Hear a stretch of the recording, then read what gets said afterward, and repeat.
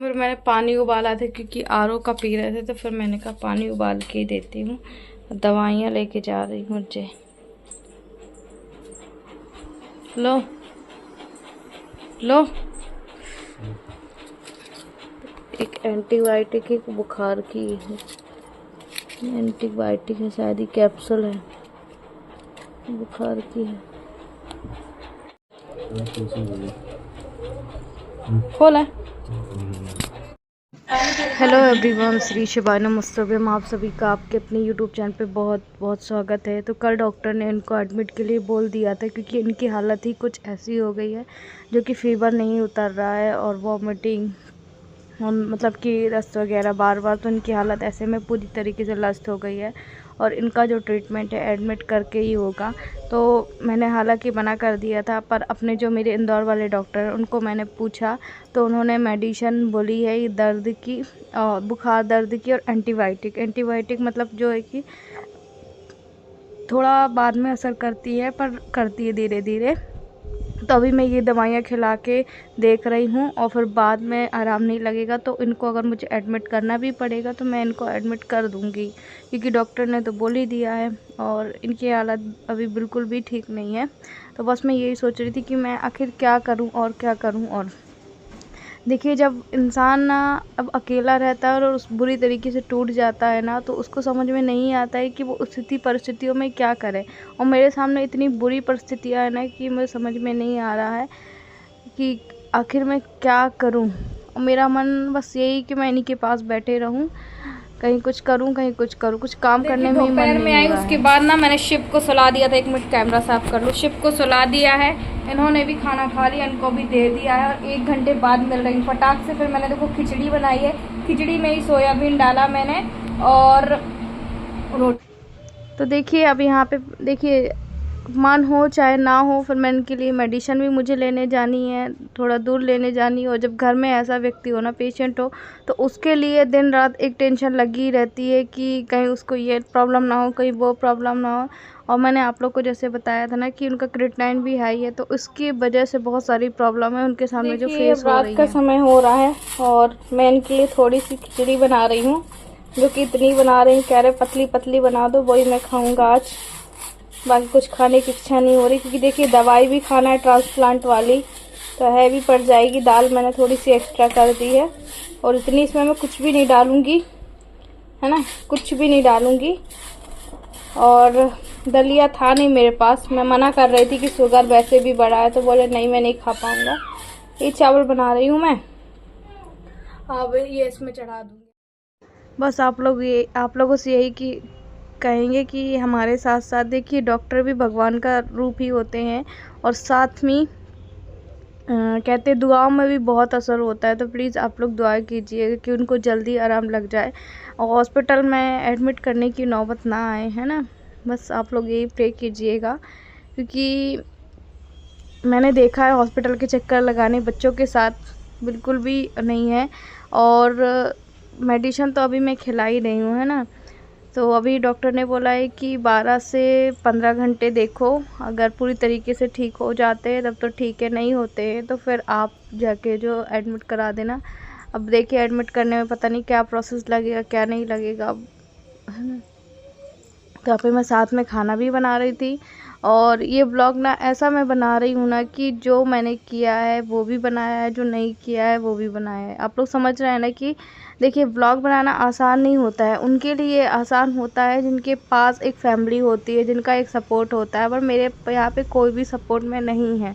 आप लोग को मैंने शुरू से ही बताया, आज भी बता रही हूँ, इसलिए जो भी करना है मुझे ही करना है। हाँ, हालांकि थोड़ा सा जो मेरा बड़ा बेटा है वो समझदार हो रहा है। देखो अभी मेरी कुकर की सीटी हो गई है, बड़ा बेटा है वो समझदार हो रहा है, वो काफ़ी चीज़ों को समझता है, पर उस पर अभी से इतना बोझ नहीं डाल सकती ना।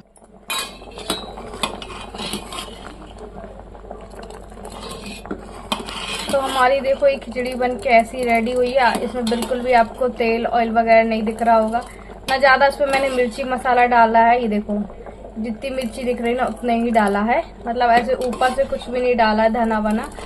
तो ये हो गई है तैयार, तो पतली बनाई है मैंने। चलो फिर मिलती हूँ।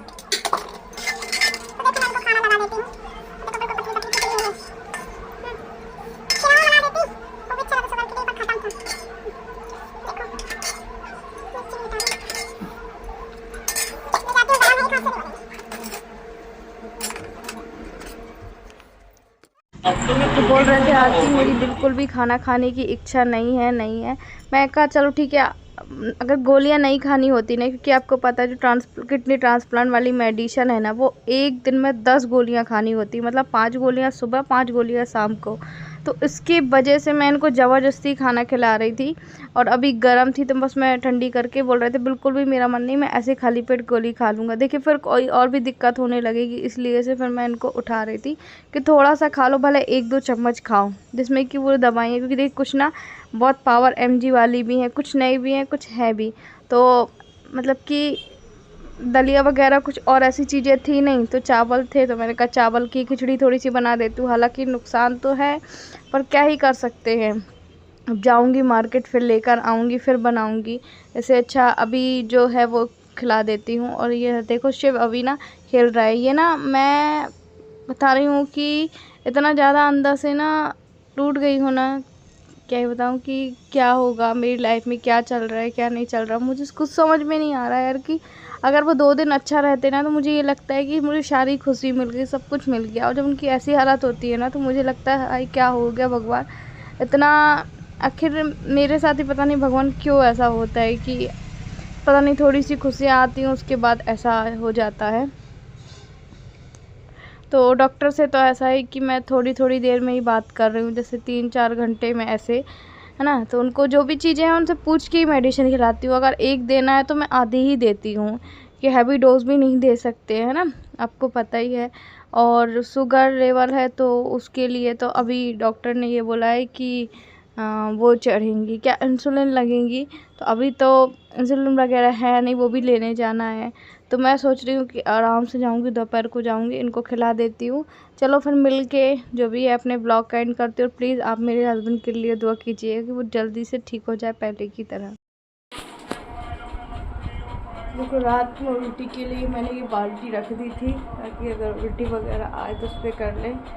और सिर्फ 3:30 बजे का उठा है, तो उसको सोचिए कि वो सोया ही नहीं, और अभी बज रहा है 9:30, तो अब जाके वो सोया। मैंने दूर बच्चों से सुलाया इनको, हम नीचे सोए हुए थे, बच्चों से उसको अभी सुलाया मैंने, जब वो सुबह ना मतलब 7:30 पौने 8 बजे सोया। देखो सुबह के बनने को आए हैं 9, 7-8 बजे वो सोया है, तो जाके मैंने उसको वहाँ सुला दिया, दूर सुलाया इनसे, कि इनका बुखार है जो बहुत ज़्यादा गर्म है ना। हमने बहुत ज़्यादा इनको गोलियाँ भी खिला चुकी, इतना शरीर गर्म है बहुत ज़्यादा।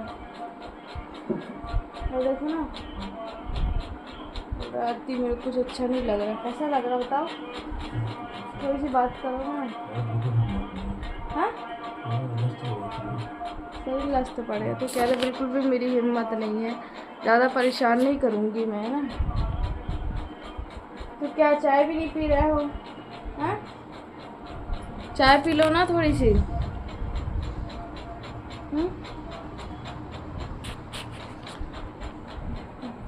हाँ क्यों? अच्छा नहीं, तो फिर बुखार कैसे उतरेगी?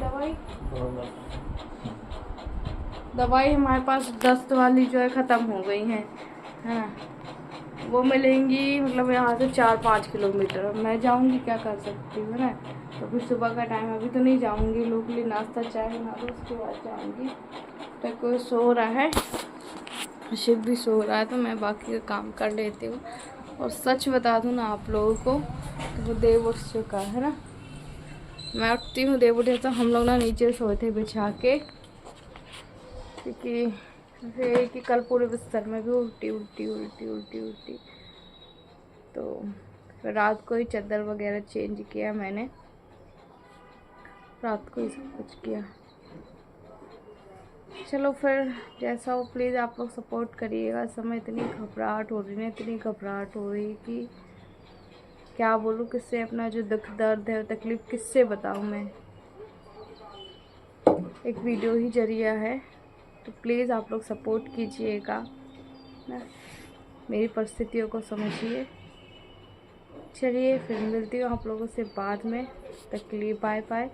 एक नॉर्मल इंसान होता है, उसके साथ ये सब कुछ हो रहा होता ना, तो इतनी हम टेंशन ही नहीं लेते, बिल्कुल टेंशन नहीं लेते। आपको पता है ऑलरेडी वो कितनी ट्रांसप्लांट पेशेंट है,